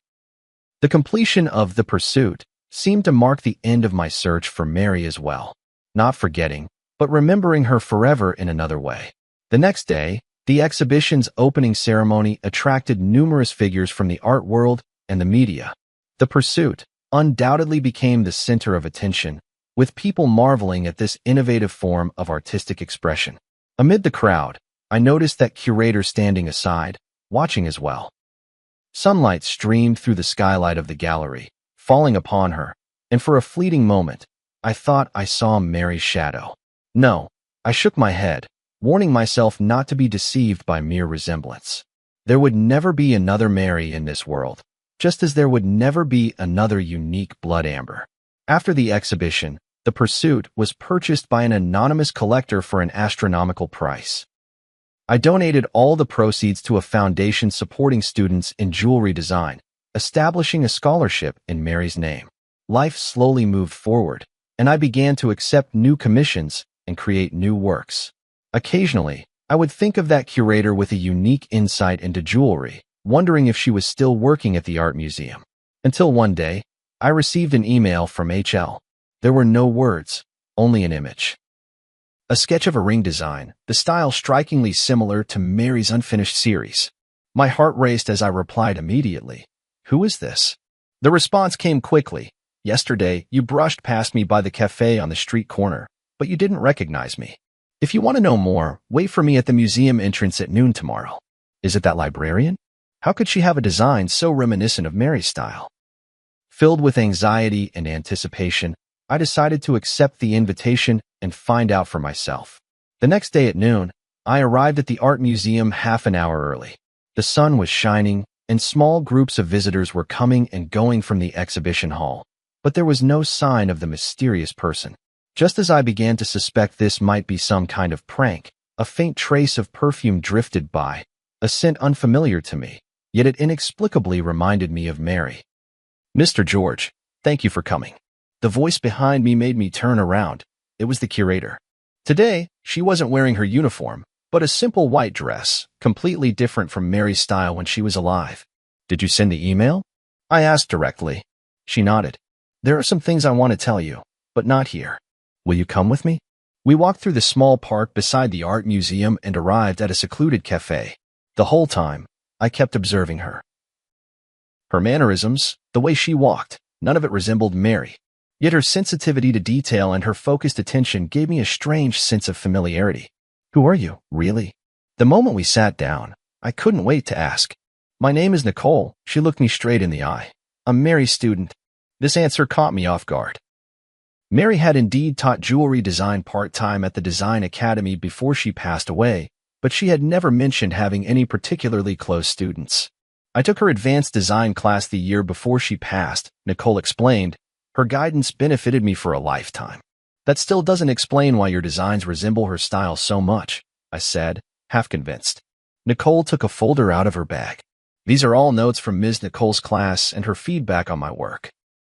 You can look at the handwriting and confirm that it's really hers. I carefully examined the materials. It was indeed Mary's handwriting. There were even traces of the pale purple ink she habitually used.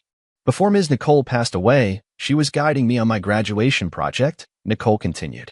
The theme was interwoven light and shadow, blending Eastern and Western aesthetic elements. She gave me a lot of valuable advice, and even showed me a sketch from a private project she was working on at the time. George's special birthday project? I blurted out. Nicole's eyes widened in surprise. You know about it? I only found out recently. I briefly explained the origin of the blood amber. I knew that blood amber would eventually find its way back to you, Nicole said with a smile. Nicole always said it was a destined gift. Is that why you contacted me? Because you saw the blood amber? Nicole was silent for a moment, as if choosing her words carefully. Not entirely. After Nicole passed away, I've been trying to carry on the design philosophy she taught me. Some time ago, I happened to see the news about your eternity being stolen, and then I saw someone impersonating Nicole. I thought I should tell you a few things. She took a letter out of her bag. This is the last letter Nicole gave me after class before she passed away. She said if her surprise plan went smoothly, I should show you this letter. If anything went wrong and she was gone, I should still make sure you see it. I took the envelope. It was indeed Mary's handwriting, and it read, "To my dearest husband." The envelope had already been opened. I didn't know what was in the letter at the time. I just kept it as Nicole instructed, Nicole explained. It wasn't until I saw the news that I opened it. I hope you won't blame me. I carefully took out the letter paper and unfolded it to read. Dear George, if you are reading this letter, perhaps my surprise plan has gone awry. Don't worry, it's just that the plan has changed, and the form of the gift may be different now. The blood amber I picked for you is said to be known as the Eye of Rebirth. Legend has it that looking at the world through it reveals truths that are often overlooked. I hope it can become a turning point in your artistic career, leading you to see new possibilities. All these years, your paintings have always depicted backs, as if you're afraid to face something head-on. I hope this gemstone will give you the courage to paint the front, to capture true emotions. No matter what happens, please remember, love does not disappear, it merely changes form, like this blood amber, which, after millions of years, transforms from resin into a gem, yet still shines. Forever loving you, Mary. The handwriting became a bit messy at the end, as if written in a hurry. I stroked the paper, as if I could feel Mary's emotions at that moment. Thank you, I said, my voice choked with emotion. This means a lot to me. You're welcome. I'm just fulfilling Ms. Nicole's request, Nicole said with a smile. Actually, there's one more thing I'd like to ask your help with. What is it? I'd like to apply for the Mary Scholarship you established, she said, taking a design portfolio out of her bag. This is my graduation project, combining Ms. Nicole's ideas with my own innovations. As I flipped through the portfolio, I was surprised to find that while these designs bore traces of Mary's influence, they also possessed a unique style and innovative touches. In particular, a series called Metamorphosis cleverly combined jewelry with transformable elements, allowing the pieces to change form according to the wearer's mood and occasion. This is outstanding, I praised sincerely. Mary would be proud of you. A hint of joy flashed in Nicole's eyes. Really?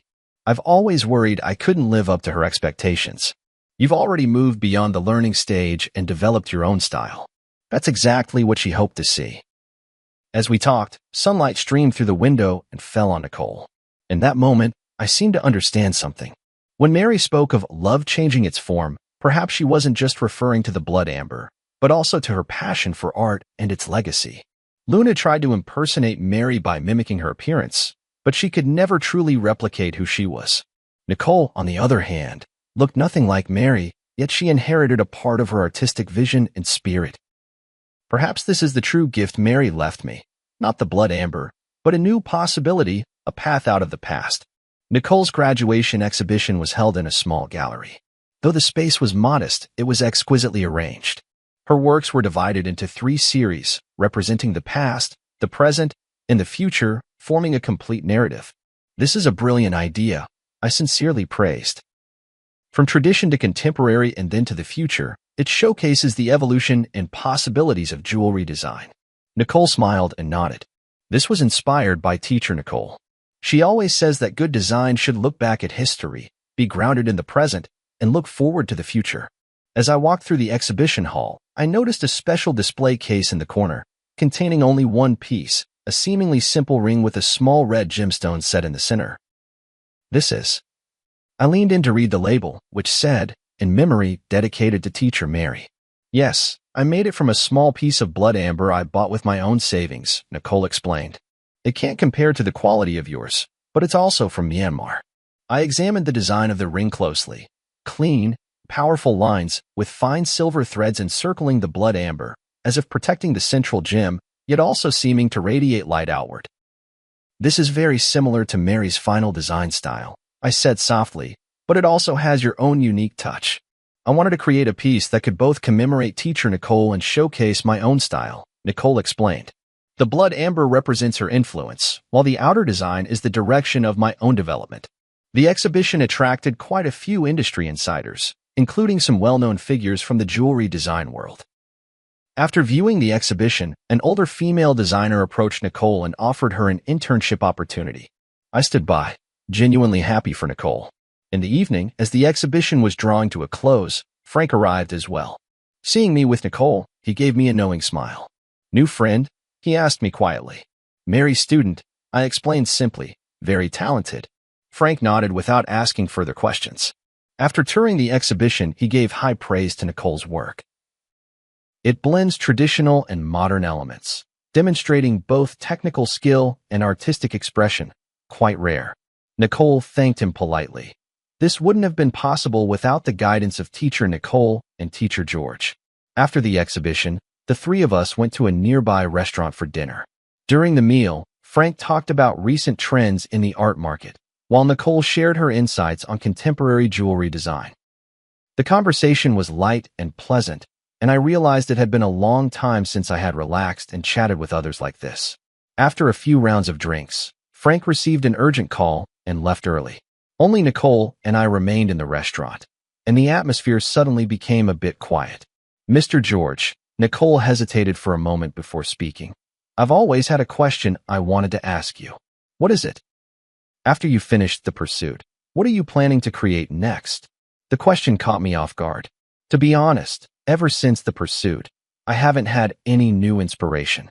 That painting seemed to have drained all my emotions and creativity. I haven't decided yet, I answered honestly. It might take some time to find a new direction. Nicole nodded thoughtfully. Nicole once said that the hardest thing for an artist isn't creating a stunning masterpiece, but finding a way forward after reaching the peak. She really did say that, I recalled with a smile. Mary always saw further than I did.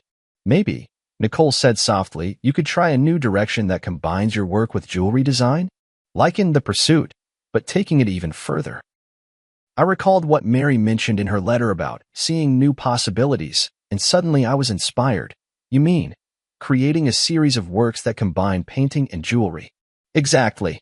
Nicole said excitedly, your paintings create emotion in two-dimensional space, while jewelry gives it tangible form in the three-dimensional world. The combination of the two would have an astonishing effect. The more we talked, the more engaged we became, even sketching a few concept designs on the restaurant's napkins. Nicole's ideas were fresh and bold, perfectly aligning with my artistic vision, yet bringing a new perspective.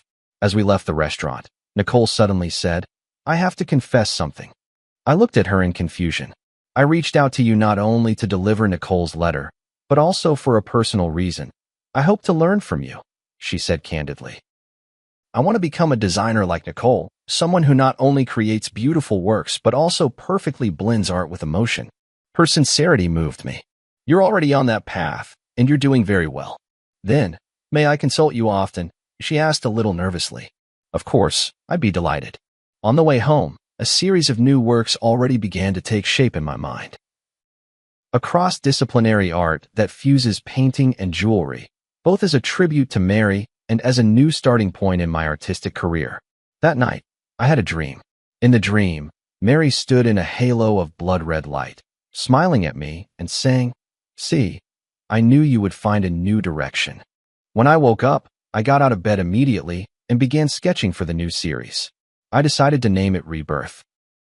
Not only representing the ancient life forever preserved in blood amber, but also symbolizing the rebirth of my artistic career, as well as the inheritance and development of Mary's artistic vision. A week later, I submitted a new series proposal to the gallery and received an enthusiastic response. The curator even suggested holding a special exhibition themed Between Dimensions, a dialogue between painting and jewelry. For this project, I invited Nicole to join the team as a jewelry design consultant. She had just graduated from design school and was both excited and nervous about the opportunity. Am I really up to the task? She asked me in the studio. You understand Mary's design philosophy better than anyone, I assured her. That's exactly what I need. In the days that followed, we worked at a feverish pace. We created during the day and discussed at night, sometimes even working through until dawn.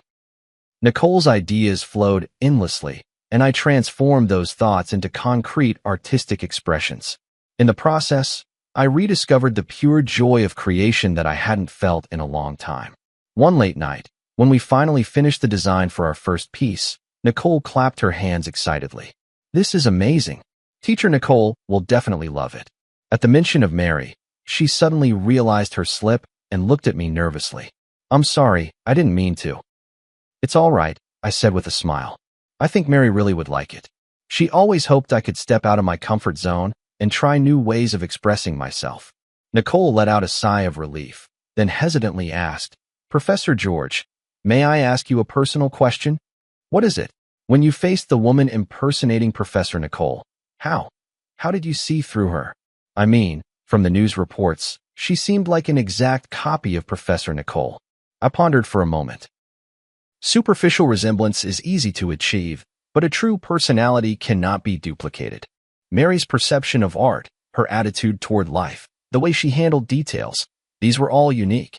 Just like a work of art, Nicole mused, no matter how perfect a replica is, it can never capture the soul of the original. Exactly. We worked through the night again, and finally established the overall framework for the Rebirth series. 7 pieces, each blending elements of painting and jewelry, together telling a story of loss and recovery, death and rebirth. As our collaboration deepened, my relationship with Nicole gradually shifted from teacher and student to partners, both mentor and friend. Sometimes, when the light traced the gentle contours of her focused profile, I would unconsciously think of Mary. But soon, I realized that this association wasn't due to any physical resemblance, but rather that same dedication and passion for art. "George, you look much more spirited lately," Frank remarked at a gathering. "It's been a while since I've seen you so full of life." "Yeah, the new project has helped me rediscover the joy of creating." "Nicole's a good girl," Frank said meaningfully. "Talented, and she really understands you." I understood his implication, but just smiled without responding. There was indeed a special understanding between Nicole and me, but it was more rooted in our shared passion for art than anything else. At least for now. The creation of the Rebirth series took 3 months, longer than expected, but the results were stunning. Each piece was a perfect fusion of painting and jewelry art, offering both the pleasure of viewing as a flat image and the discovery of three-dimensional effects brought by the jewelry elements from different angles. A week before the exhibition opened, I received an unexpected visitor, Luna. She had served her sentence and was released early. She looked much more haggard than the last time we met, but her eyes were clearer. "I came to apologize to you in person." She stood at the studio door, her voice low, "for everything I have done." I didn't respond immediately, but simply invited her in to sit down. "I know that an apology can't make up for the loss," she continued, "but I want you to know that I truly regret it." "How is your sister's illness?"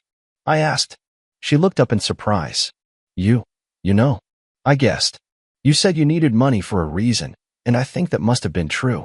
"Yes," she nodded. "My sister's surgery was a success, and now she's fully recovered. For the past 3 years, I've been thinking about how to make up for my mistakes, even though I may never be able to."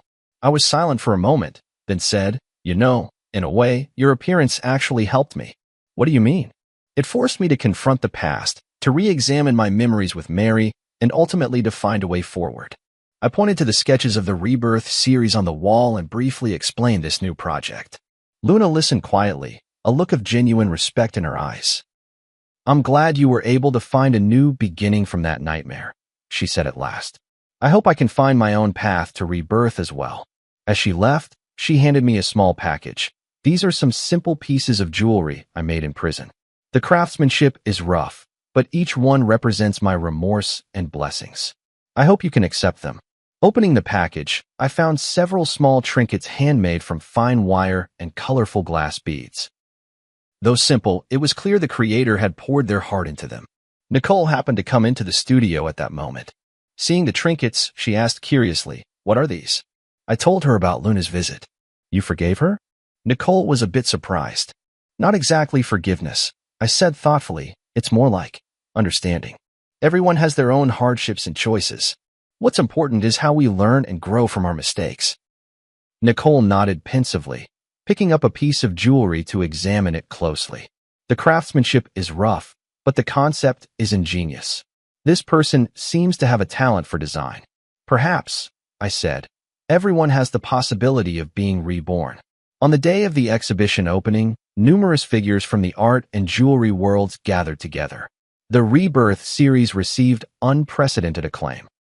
Critics called it a model of cross-disciplinary art, and the gallery owner was overjoyed, announcing plans for a nationwide tour. In the crowd, I saw Luna. She was dressed simply, standing quietly in a corner, admiring the exhibits. Our eyes met in the air. She nodded slightly, then walked away. "Who was that?" Nicole asked, standing beside me. "Someone searching for rebirth," I replied. Nicole seemed to understand and asked no more. We stood side by side before the pursuit, watching the blood amber refract a strange light under the lamps, like the silent burning of life's flame. "Thank you," I whispered to Nicole. "Without you, this series might never have come into being." "It was your philosophy that guided us, teacher Nicole," she replied modestly. "I was just fortunate enough to be the messenger."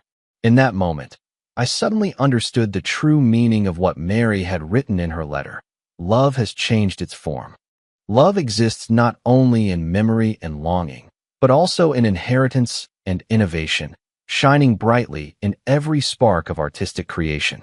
And I, at last, had learned how to begin anew after loss, to embrace rebirth while still searching. The success of the exhibition exceeded everyone's expectations. In just 1 month, the Rebirth series was reported on by major media outlets and even attracted the attention of the international art world. A renowned auction house extended an olive branch to me, hoping to include several pieces in their annual highlight auction. This is an unprecedented opportunity, Frank said excitedly. If the deal goes through, you'll become a top player in the contemporary art market. I wasn't particularly concerned with commercial success, but I did feel the joy of having my work widely recognized. More importantly, this series opened up a new artistic path for me, freeing me from the creative shackles of the past 3 years. Nicole benefited as well. As the project's jewelry design consultant, she received high praise from the industry. Several well-known jewelry brands reached out to her, hoping she would join their design teams. Which offer are you planning to accept? One night, as we were tidying up the studio together, I asked her.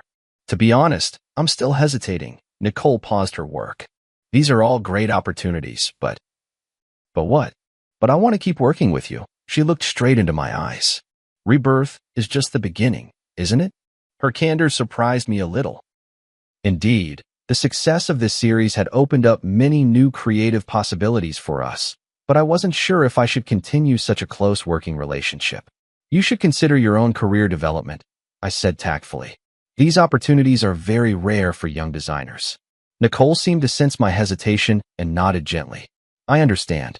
In the days that followed, we were both busy and rarely had the chance to talk alone. A week later, Nicole told me she had decided to accept an invitation from a French jewelry brand and would be going to Paris to work for 2 years. Congratulations, I said sincerely. It's a very good choice. Thank you, she replied with a smile, though a fleeting, elusive emotion flashed in her eyes. I think this is the best arrangement for both of us. Before Nicole left, we held a small farewell party. Frank, the curator, and a few mutual friends came. The atmosphere was warm, tinged with a hint of sadness. After a few rounds of drinks, Frank found an opportunity to pull me aside. Are you really going to just let her go like this? What do you mean? I pretended not to understand. Don't play dumb, man, Frank said bluntly. You have feelings for her. That's obvious. That's just professional rapport, I argued. Is that so? Frank looked at me meaningfully. Then why have you been so distracted ever since she decided to go to France? I was at a loss for words. In fact, these past few days I had indeed felt an inexplicable sense of loss, but I kept telling myself it was only because I had lost an excellent partner. I know what you're worried about, Frank lowered his voice. You feel like you're letting Mary down, don't you? I remained silent. He had touched upon the deepest concern in my heart. Mary has been gone for 3 years now. Frank gently patted my shoulder. She would want you to be happy. After the party ended, I walked Nicole home. The night was tranquil as water, and the city lights flowed around us. Thank you for your help and guidance these past few months. Nicole stopped at the entrance of her apartment building. This experience has meant so much to me. I should be thanking you, I said sincerely. Without you, the Rebirth series would never have been completed. We fell into silence, as if both searching for the right words to say goodbye. My flight is the morning after tomorrow, Nicole finally said. I still have some things to take care of tomorrow. So, this is probably the last time we'll see each other. 2 years will pass quickly. I tried to make my voice sound light. Paris is a beautiful city. You'll like it there. She nodded, a complex emotion flickering in her eyes. Professor George, there's something I've always wanted to tell you, but never found the right opportunity. What is it? I chose to study jewelry design because I saw Nicole's works. She took a deep breath, or more precisely, because I saw the pieces Nicole designed for you. The way she perfectly fused love and art moved me deeply. I didn't know that, I said in surprise. I've always hoped that one day I could be like Nicole, creating art filled with emotion. Nicole continued, her words coming faster, as if afraid she might lose her courage. But now I realize that what I want even more is to create for a specific person, just like Nicole created for you. I understood her implication, and my heart suddenly began to race. Nicole, please don't respond, she gently interrupted me. I just wanted you to know before I leave. No matter how you feel right now, remember that starting over is not a betrayal of the past, but a way of cherishing life. With that, she rose up on her tiptoes and softly kissed my cheek, then quickly turned and walked into the apartment building, leaving me standing alone in the night, my mind in turmoil.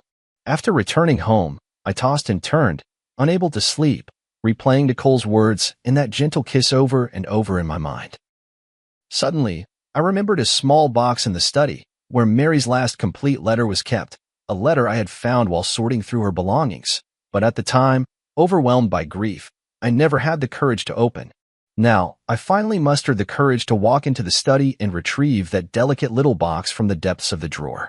Inside lay a pale pink letter, bearing Mary's familiar handwriting. Dearest George, by the time you read this letter, you may find yourself at a crossroads in life, hesitating between moving forward or staying where you are. My greatest wish is that you can move bravely through life, as freely as your brush glides across the canvas. Love is not a shackle, but a liberation. Memory is not a burden, but a source of strength. If one day you meet someone who can rekindle the light in your eyes, please don't hesitate because of your longing for me. True love is wishing happiness for the other, even if there is no longer a place for oneself in that happiness. Remember, the days we loved each other were complete, with no need for regrets. And now, it's time to paint a new picture, my beloved. Forever loving you. Mary. Tears blurred my vision. It was as if Mary had foreseen my current situation and had already given me her blessing. She was always like this, always able to see further and more clearly than I could. At that moment, I made up my mind. Early the next morning, I drove straight to Nicole's apartment. Professor George? Nicole opened the door in surprise, clearly not expecting me. I have something to say to you. I looked her straight in the eyes, not as your teacher, but as George. I handed her Mary's letter. Nicole read it carefully, her expression shifting from surprise to being moved, and finally, her eyes grew moist. She truly was an extraordinary woman, Nicole said softly, handing the letter back to me. Yes, she was. I nodded. That's exactly why I believe her words. Nicole, cancel your plans for Paris. Stay and continue our collaboration, will you? Nicole looked at me in shock. Are you serious? I've never been more serious, I said quietly. Rebirth is not just the name of an artwork, it's a possibility in life. Are you willing to explore that possibility with me? Her answer was a firm embrace, warm and real, like the first ray of sunlight after a long winter. In that moment, I felt as if Mary was somewhere, smiling down on us, blessing this new beginning. Life is like that blood amber, enduring countless ages of change and sedimentation, ultimately transforming into an eternal radiance. And I, at last, understood what true pursuit is, what true rebirth means. A year later, Nicole and I unveiled our second joint project, Interwoven, at the National Art Museum. This series was even bolder and more innovative than Rebirth, blending Eastern and Western aesthetics with various art forms. Critics hailed it as a significant breakthrough in contemporary art. At the opening ceremony, Nicole held my arm as we faced the media interviews and congratulations from the audience together. She wore a simple white dress, and around her neck was the Eye of Rebirth necklace we designed together. She completed the jewelry part based on my painting. Your collaboration seems even more in sync than your last project, a reporter asked with a suggestive smile. Nicole glanced at me, and we exchanged a smile. Yes, both in art and in life, we found the perfect balance. This indirect answer drew a round of good-natured laughter from the reporters present. My relationship with Nicole was no longer a secret, but we always kept a low profile, letting the public's attention remain focused on our artistic creations. After the exhibition, we drove out to a small hill in the countryside. There stood an ancient oak tree, beneath which Mary's ashes were laid to rest. This was the place we chose, rather than a traditional cemetery, natural, peaceful, just like Mary herself. Mary, the exhibition was a great success today, I said softly to the stone beneath the tree. Nicole's designs were admired by everyone, just as you once predicted. Nicole crouched down and placed a bouquet of white daisies in front of the stone. Teacher Nicole, I've been working hard to become the kind of designer you hoped I would be. I hope you can be proud of me. A gentle breeze stirred, and the oak's leaves rustled softly, as if it were Mary's reply. On the way back, Nicole suddenly said, I've been thinking about something. What is it? If that woman who pretended to be Ms. Nicole hadn't appeared, you might never have found the blood amber, never created the pursuit, and we might never have met. Her words made me fall into deep thought. Indeed, it was the series of events triggered by that deception that ultimately led to everything now. It feels as if, in the unseen, some force has been orchestrating it all. Perhaps that's the irony of fate, I said softly. Sometimes, the worst beginnings can lead us to the best endings. When I returned home, I received an unexpected package. Upon opening it, I found a delicate little box containing a handmade ring. Though simple, The craftsmanship had improved greatly compared to the pieces I had seen before. There was a note attached. Mr. George, thank you for your kindness and understanding a year ago, which gave me the courage to start over. Now I have found a job at a small jewelry shop, and my life is gradually getting back on track. This ring represents my gratitude, and I wish you happiness and well-being on your new path. Luna, I handed the ring to Nicole. After examining it carefully, she remarked, her skills have improved a lot. She truly is talent. Some mistakes in life shouldn't become permanent scars, I sighed. Everyone deserves a second chance. That night, we sat in the studio, discussing ideas for the next series. Nicole suddenly proposed a bold idea. I was thinking, maybe we could try connecting the different stages of our work to create a complete narrative. From eternity to quest, then to rebirth, and intertwined, they're actually different phases in a person's life journey. You mean? A complete story about loss, searching, rebirth, and integration, she explained excitedly, ultimately asking what is the most precious treasure in life. Love. I finished her sentence. No matter what form it takes. Nicole nodded, her eyes sparkling with creative fire. We could call it the forms of love, an unprecedented artistic exploration. Sounds like a long-term, ambitious project. We have time, she smiled, holding my hand. We have so much time. In that moment, I felt a powerful surge of creative inspiration, just like when I first began my artistic career years ago, filled with passion and possibility. But this time, I was not facing the blank canvas alone. 2 years later, the Forms of Love series was exhibited simultaneously in the world's 5 greatest art museums, causing an unprecedented sensation. Critics called it a milestone in contemporary art history, blending painting, sculpture, jewelry design, and other art forms to create an entirely new artistic language. The final piece of the exhibition was titled Eternal Ring, a massive circular canvas depicting every form of love in life, familial, platonic, romantic, and the love for art itself. The edge of the canvas was inlaid with gemstones of various sizes, and under certain lighting, these gems would cast light onto specific parts of the canvas, revealing another hidden layer of patterns. The centerpiece of this work is a massive blood amber. Through intricate optical design, the light it projects perfectly outlines 2 embracing figures. One is Mary, the other is Nicole, symbolizing the intersection of past and present, the fusion of memory and rebirth. On the closing day of the exhibition, in front of the Eternal Ring, I knelt on one knee and proposed to Nicole. The ring was crafted from the very blood amber Mary had once prepared for me, designed by my own hand and fashioned by the finest jeweler. This ring carries the memories of the past and the hopes for the future, I whispered softly. Nicole, will you be the eternal ring in my life? Her tears sparkled under the spotlight. I will. Amidst the cheers, I remembered what Mary once said. Love does not disappear. It merely changes its form. Yes, love does not disappear. It exists in memories, in art, in every rebirth and new beginning.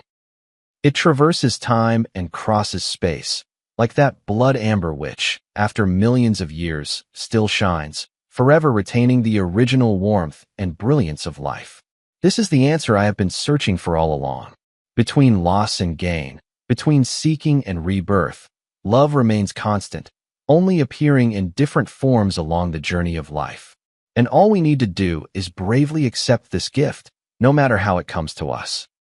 On the day of the wedding, the sky was a clear, washed blue. Beneath the ancient oak tree that had watched over Mary, we exchanged our vows. A gentle breeze stirred, making the leaves whisper as if blessings were drifting in from another world. No matter when or where, Nicole said softly, we'll always remember that it was she who brought us together. Yes, I squeezed her hand, and we will always cherish this gift. In the brilliant sunlight, the blood amber ring gleamed, radiant as life itself, enduring the passage of time, yet still shining bright.